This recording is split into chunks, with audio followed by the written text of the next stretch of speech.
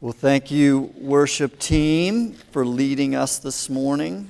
I'm always grateful for how well you serve us. And I also want to thank Lori Song and Mike Batley and Ed for putting so much thought and prayer and intention into Lent, which is coming up. This is a special place. I don't know if you guys feel this way. I feel this way. I was in the back and I was just sort of watching everyone worship and looking out and seeing all of you and thinking about the measure of faith it probably required for you if you really thought about it to sing, "You're Never Gonna Let Me Down," and to sort of proclaim that. And knowing many of you and knowing the challenges that many of you are facing, and to hear you say that is a beautiful thing. And faith is a beautiful thing. And one of the things that I think we often forget or don't think about deeply enough when it comes to faith is that we just sort of expect faith to come passively to us.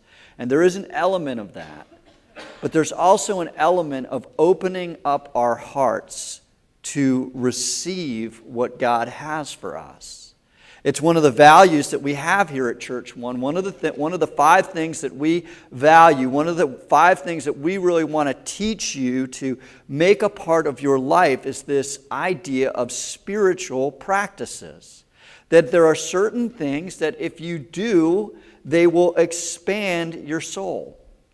It's interesting, I've taught this before, I know, but this word Lent is a funny word that no one quite knows exactly where it came from, what its origin is. And some of the best guesses are that it's from an Old English word called for length, the shortened version of length. And the idea was that as the days got closer to Easter, the days lengthened a little bit.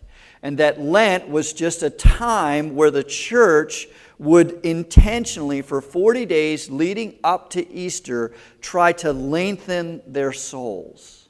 Try to engage in things, in practices that make us bigger inside. Unfortunately, Lent has kind of become this thing where all you think about is what you're giving up. And that's certainly a great practice, but it's not the only practice.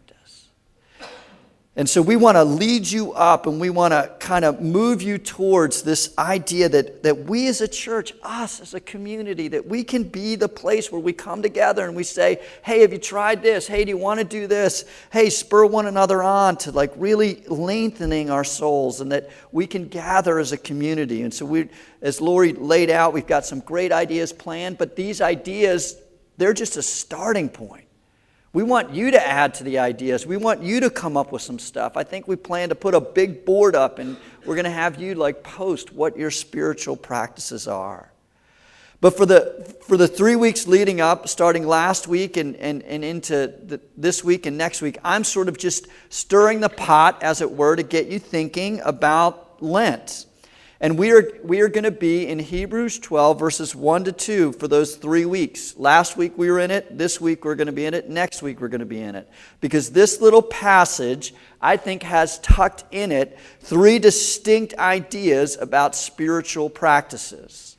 Last week we talked about casting aside the weights, the sin that so easily snares us. And if you remember, we looked at that video of the runner and realized the shoes and the dirt that he was running on was actually slowing him down. And learning to let go of and put aside the sin that so easily ensnares us. And we talked about this idea of confession. What if we became a community that was able to embrace the practice of saying, I'm sorry, I was wrong?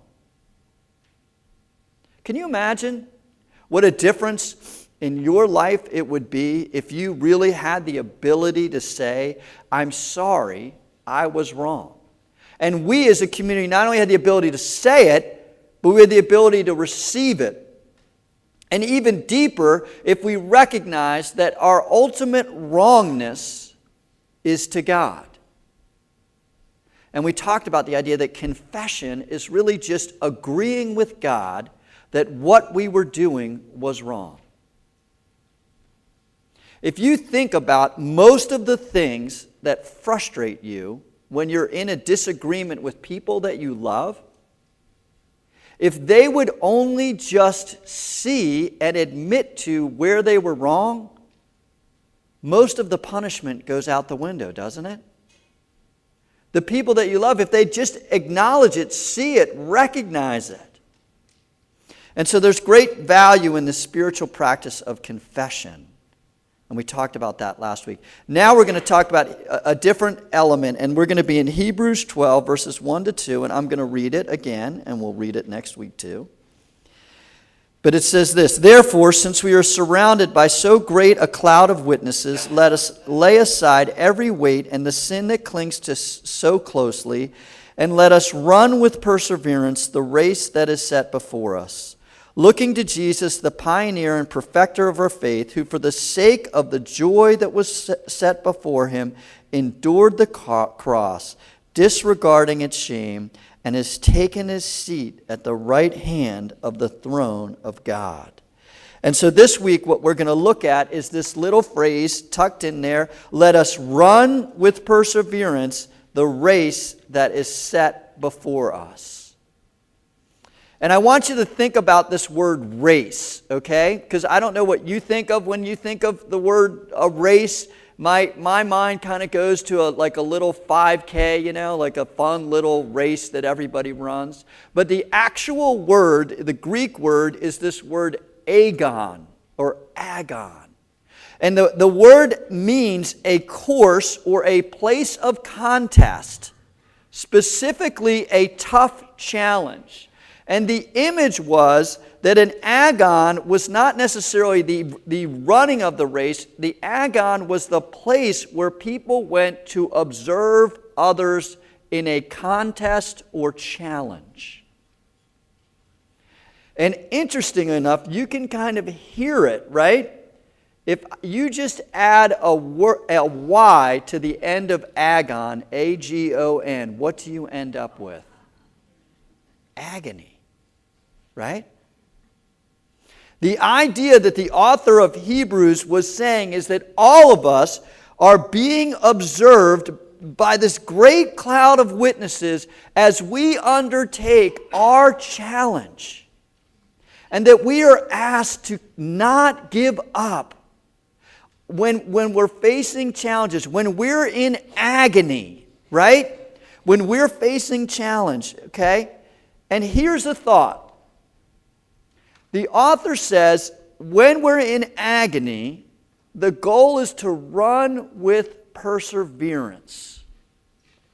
So let me ask you a question. If you're in a grueling, challenging race, and you've got to hang in there, does it make more sense to speed up, knuckle down, try even harder? Or does it make more sense to slow down? Slow down. If your goal is to persevere through the challenges that you're bound to face, then the idea is that you have got to slow down. And so this morning we're going to talk about spiritual practices that help us slow down. Now let's just talk about this a little bit for like our spiritual need for slowness. And I would argue that this is one of these things culturally that is really intensely important now. Maybe even more so than when the author wrote it. I read a couple of articles this week. One of the articles was this. We're undergoing what they call a period of cost sickness in our economy. And do you know what they mean by cost sickness? It means this, that everything of value costs an incredible amount more, and we can't really figure out why. Did you know this? That adjusted for inflation, okay? This is adjusted for inflation. For those of you that are, understand economics, that prices go up 2% every year. So if you price something like in 1980, and you compare it today, that, you got to adjust for inflation to make up for that time gap. But even after you make that adjustment, college still costs $18,000 a year more. So 1980, I went off to college in 1985, and I'm now sending kids to college. My parents, when they were done sending me to college, ended up with $70,000 less than I'm going to have, even adjusted for inflation.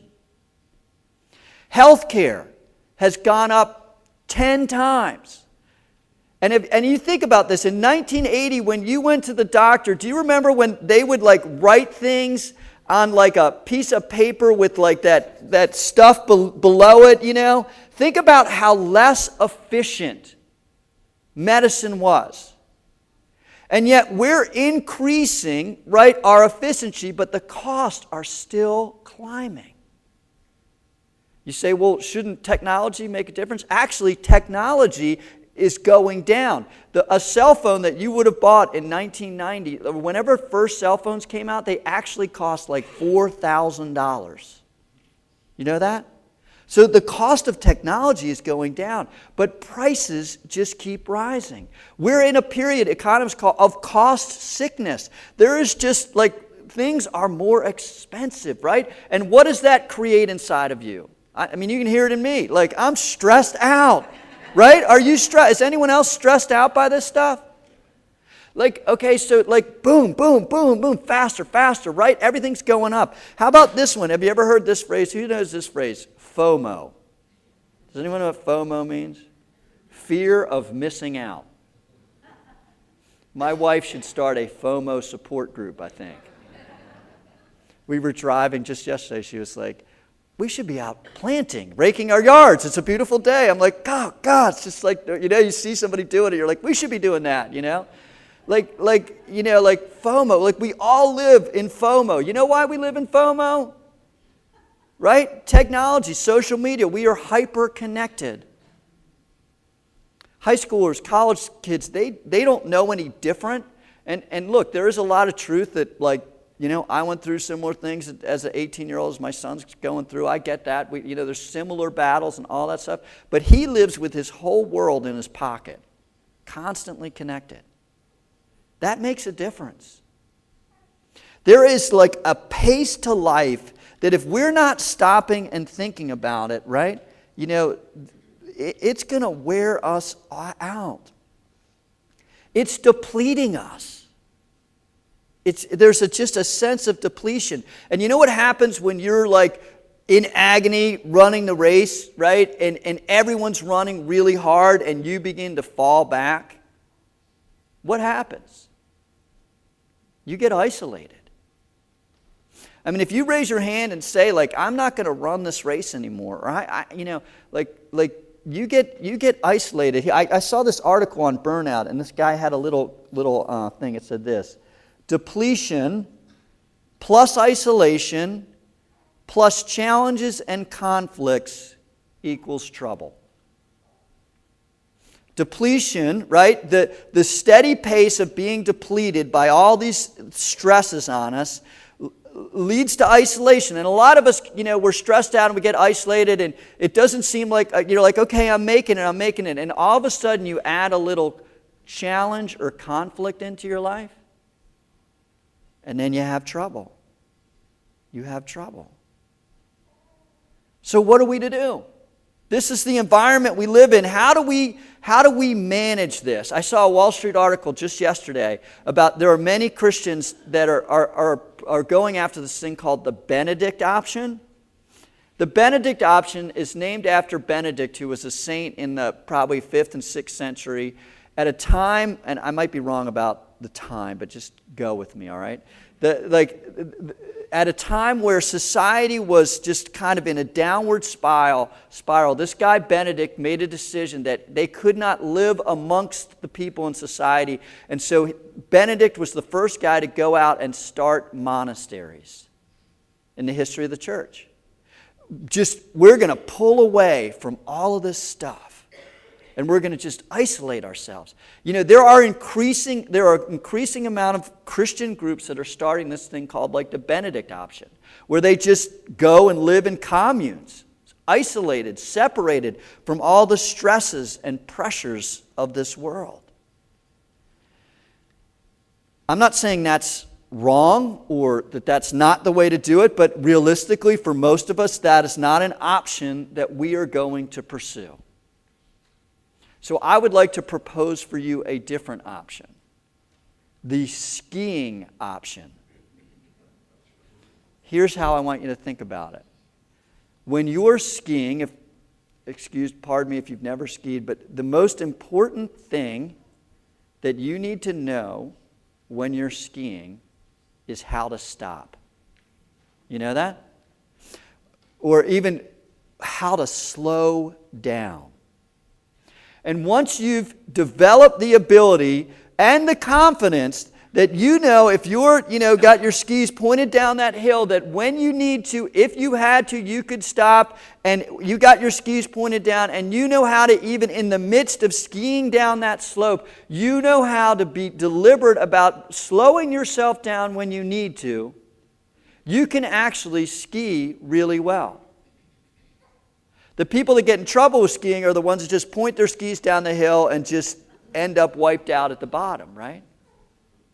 I would like to propose to all of us that we are skiing. That your skis are pointed down this hill. I'm not going to solve cost sickness. I'm not going to take away social media. I'm not going to exempt us from all of the pressures that we are facing. We are skiing. What we need to, and we could take off our skis and march off the mountain if we want to, but most of us aren't going to do that, so we need to learn how to practice deliberate slowness. We need to learn the ability to slow ourselves down. Jesus did this. Think for a second of all the things Jesus could have modeled. Jesus could have modeled superhuman strength. Jesus could have been a personal effectiveness guru, right? He could have been like, everyone saying, man, that Jesus, he really knows how to get things done, doesn't he? And listen, Jesus got a lot done. If you think about it, there ain't too many people that started an organization 2,000 years ago that is still in existence. Right? He got a lot done. But look what Jesus knew how to do. He knew how to practice deliberate spiritual slowness. Look at Mark chapter 1, verse 35. I think we have a slide of that. We should have a slide of that. In the morning, while it was still very dark, he got up and went out to a deserted place, and there he prayed. In the midst of his race, his agony, right? Jesus practiced intentional slowness so he could persevere to the end. Jesus practiced deliberate spiritual slowness. How did he do it? How did he do it? Well, I think he did it several ways. He was able to just kind of understand that he needed to be connected to God. He needed to, as Dallas Willard said, ruthlessly eliminate hurry from his life. In the midst of all that was going on, he recognized that his most vital connection was with God, and that this onrush and this crush of life was pushing him out. And so he deliberately sought to ruthlessly eliminate hurry from his life. In fact, it's interesting. If you read on farther in Mark chapter 1, a lot of his disciples were saying, Jesus, you are making it happen, man. You were at your peak. There are great things going on, and what are you doing up here on this mountain by yourself? Now is the time for action. And Jesus instead pulled back. He pulled back. How do we do that?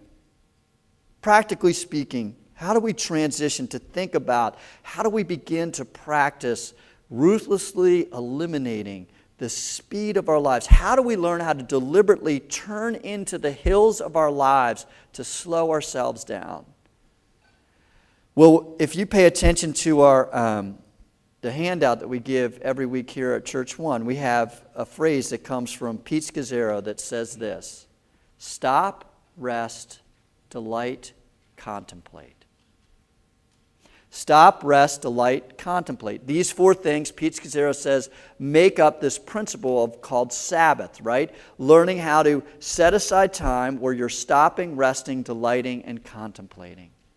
And there's a whole thought, and we've preached on it here before, about how those elements should go into the value of Sabbath, which is one of our values, and that you should devote one day, whole day, to doing these things, which I think is great. But here's what I would say: until you have learned even a little bit in the course of your days to learn how to stop, rest, delight, and contemplate, you'll never embrace it for a whole day. So I want to talk just briefly, in the few minutes we have left, about how do we stop, rest, delight, and contemplate. Every one of these things is hard. Every one of these things, if you care at all about what I'm saying, and if you want to practice any of these things, you will fight with me in your head as I say them. You will say to me, Mike, that's impossible. Every one of these things I feel like a hypocrite even talking about, because I'm not saying I'm great at them. But what I'm saying is these are the little turns you can make as you're skiing down life that if you begin to embrace, you will find your life more in control. So let's start with this idea of stopping. Stop doing something. You can stop doing things. You can stop doing something that's harmful or not good for you. You can stop doing things that are that are fine for you, but just you need to not do them that much. Lori did a great job. Like as we get to Lent, what if you stopped, fasted from technology for a window of time? I mean, we are such stopping wimps, right? We're like, okay, you can stop from 3 to 6, right? I'm like, all right, okay, just try that. Like, stop from 3 to 6. You could stop eating. You could fast for a day. You could fast for a period of time. But learning to stop, right? What if you stop for 10 minutes a day just to be with God and pray? What if you said, you know what, I need to pull away for 10 minutes a day where I'm reading my Bible, I'm praying, I'm reflecting, but I'm deliberately stopping. Is there something you could stop? Again, our hope isn't Lent. We're going to have a little board. You don't have to put your name on it, but maybe write up there and post it. Something you want to stop, a time, a place. Where do you want to stop? How about resting? Have you ever thought about this?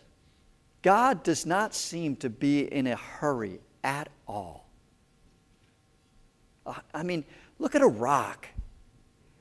Like, how long did it take to get that rock the way it was? Hundreds of thousands of years. God's just, all right, that's how long it takes. That's how long it takes. And you can say to me, well, I mean, I get it. God's not in a hurry, but God's eternal. Well, so are you. You know that? You're eternal. You're an eternal being whose destiny is to be with God. So why are you in such a hurry? Pete Scazzero is famous for saying, it takes you 3 times longer to do anything than you really think it will. Things don't move at the pace that you want them to move. So you might need to learn how to rest. How to rest. Just take it easy.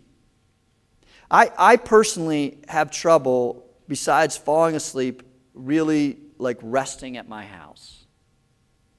Because I've got the kids to take care of, the house always needs cleaning up or straightening up. It's, as much as I'd love for my home right now to be a really restful place, I personally find that my house isn't as restful as I want it to be. So I have learned occasionally to be intentional about going someplace and taking a rest day. I have gone to retreat places and spent a day walking around in prayer, just where I don't have to clean anything up. I don't have to be responsible for anything, but I've sought it out. I've spent a day at Greg and Kit Elmer's back in December, a rest day where I deliberately pulled away from the rush of life and just rested. I would encourage you to do this, to be intentional about going to a place where you'll just relax. Just relax and be in the presence of God. Like when I go on these retreat days, I listen to worship music. I take a long walk with God. I pray. I find I pray better when I walk. I don't pray great sitting there like this. I don't. So I walk and I pray. And I listen. I read the Bible in an unhurried pace. These things you can do, right? But you need to rest. I'm not talking about passing out, right? I'm not talking about like just, Jesus once invited his disciples, come apart and rest a while. And we've sort of he meant that as a continuous sentence, Well, we've kind of put a comma in there, right? Come apart, comma, and then rest a while, right? Until we don't rest until we've fallen apart. Jesus said, no, just come apart, pull away, rest a while. How about delighting? How about deliberately, intentionally pursuing joy in your life? God is the author of joy. In the book of Genesis, when God talks about the creation account, which we get all hopped up over all the words and all what it means. Is it literal days? Is it ages? All this kind of stuff. Everyone gets in big arguments about Genesis. But you know what? There's one phrase in there that God repeats more than any other phrase in that little creation account. And you know what it was? And it was good. And it was good. God is the author of goodness and joy and delight. So what are you doing right now just because you like to do it? I remember asking my mom at one point, what do you think the secret to your marriage has been over the long haul?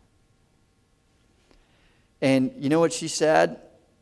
She says, as you get older, you really have to find things you like doing together. You have to deliberately cultivate joy in the midst of your marriage. I would argue the same thing with your faith. You have to, do you enjoy God? Do you enjoy the things that God has created? Do you find yourself just allowing yourself to just praise God for the beautiful, good things that He's created? Do you even know how to find joy? I'm not great at this. I can be way too serious. I can be way too, focused. And, look, here's what I've begun to think about. Look, joy typically comes out of some combo of beauty, truth, order, and love. When you're pursuing beauty and truth and order and love, you just find yourself there's a joy that bubbles up. When you're making something. I remember making an IKEA dresser for my son. And at the time I was at first I started, oh. But the more I got into it, and I every time I see that dresser, I smile. Every time I open the drawer and it actually works, I feel a sense of joy, right? But because why? Because I took the chaos of, and if you've ever opened an IKEA box, you know exactly what I'm saying. You open, it is pure chaos, right? You open the box, like, holy cow. I didn't know there were this many pieces to anything in life. And then out of that chaos, you made order of it somehow, and you put this thing together, and it actually works. Beauty, truth, order, and love. Like, these are the sources of joy. Loving, serving, learning, doing, right? These are the activities that help you tap into beauty, truth, order, and love. You know? And lastly, contemplating. Learning to think deeply. Listen, depth isn't just about being smart. Contemplating, being a deeper thinker, is really just focused, undistracted attention upon something. And you know what? Most of you can think only, me too, maybe have about an hour or two of real depth a day. And that's okay. But are you allowing yourself, like, at all to, like, just be a deeper thinker? You know? I will argue this. Your impact in life is where your depth is. Some of you, maybe you're like a high school student and you play a sport and you really think about that sport and you really care about that sport. Well, that's the place that you're cultivating your depth. Because you know what? That's the place that has your undivided, focused attention. Where your depth is where your impact is. Do you think about, practically speaking, what you're deeply thinking on? Maybe you're a mom. You think about your kids all the time. Maybe you're a dad who thinks about your kids all the time. Well, guess what? That's where your depth is. Wherever your undistracted, focused attention lay is where your depth is. And listen, we can achieve depth with God. You have the capacity within you to contemplate who God is. That's why stuff like church and Bible studies, and God actually jump-starts the contemplation business by giving us His Word to begin to form our thoughts. That's why sermons matter. That's why worship matters. That's why engaging with the Bible at some level matters. You know, there's lots of things you can do with the Bible. You can memorize it. You can read it just for information. You can study it as a group. You can listen to it. I know for some people they're not great readers. You know what? I know a lot of people that aren't great readers that listen to the Bible because reading is hard for them. You can have it be taught. You know, you can do podcasts. There's so much that you can do. But here's the thing. Depth wins every time. The person that goes deeper is the person that wins. And if you want to experience, you know, growth in your life, then let the Word of God begin to create depth in you. Here's a challenge. Hebrews 12, verses 1 to 2. We're preaching on it for 3 weeks here at churchONE. What if you tried to memorize that? What if you took a little note card and you wrote it out and you wrote the passage out, and here's what you can do this in 5 days. Day 1, read it 20 times. Day 2, read it 15. Day 3, read it 10. Day 4, read it 5. Day 5, try to memorize it. Try to say it out loud without looking at the card. You could do that. Be a great spiritual practice. And then when you're struggling, you know, all of a sudden, automatically, this verse, let us run with perseverance, will pop up in your head. Why? Because you just cultivated depth. How? You contemplated. Well, I have taken way too long. You know that? And I know that, so I am going to shut up. But I want to run the race with perseverance, the race that is set before us. And I want you to as well.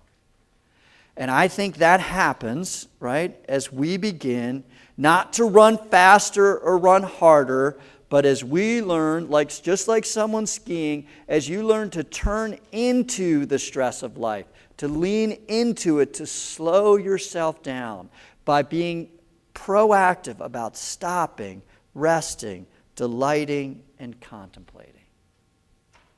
Just like we would be an amazing place in this culture that we live in if we learned how to say, I'm sorry, will you forgive me? People are dying for people to be able to say that. And they're literally dying, you know that? In the same way, I think people are looking for somebody who doesn't have their skis pointed straight down the mountain, right? They're looking for people that know how to turn into the stress of life by stopping, resting, delighting, contemplating. We can do this in a way that brings glory and honor to Jesus. Because this is how he lived. He didn't just talk about it. He did it.